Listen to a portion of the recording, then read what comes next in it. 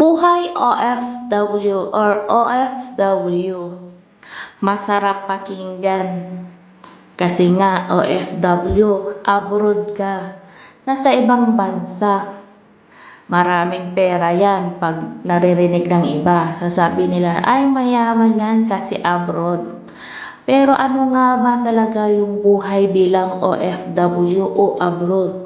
Yan guys, nakikita nyo kung ano ba talaga yung tunay na trabaho bilang OFW dito sa abroad.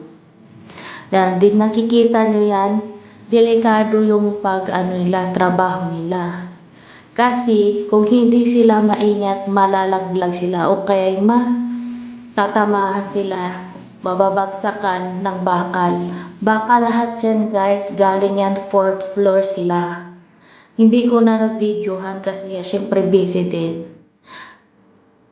Ginawa nilang patungan nung nagkabit sila ng ilaw dito. Yan, na sobrang hirap ng yung trabaho. Yan ang trabaho ng OFW. Hindi lahat ng nasa abroad ay maganda yung buhay dito. Yung trabaho, tingnan yan, ang bigat-bigat niya ng bakal na yan. Kung hindi sila marunong dyan, pwede silang malaglag. Yung isang bakal dyan kanila na muntik ng malaglag. Pag ikaw nagtamaan o nabagsakan yan, nako. Kaya yan, tingnan nyo, yung pinapatungan nila yan lang. Kasi natanggal na yung parang sapin talaga nila. Nagtanggal sila 2 araw, hindi pa tapos yan. Yan yung buhay OFW. Kaya buhay talaga sila. Tingnan, mas mataas pa yan, nasa taas pa yan. Natanggal na yung iba. Ayan, sabihin nyo yung mga sa Pinas pag sinabing abroad, maganda yung trabaho, maraming pera. Pero hindi nyo alam kung anong hirap na pinagdaanan nila dito. Namin dito bilang OFW sa abroad.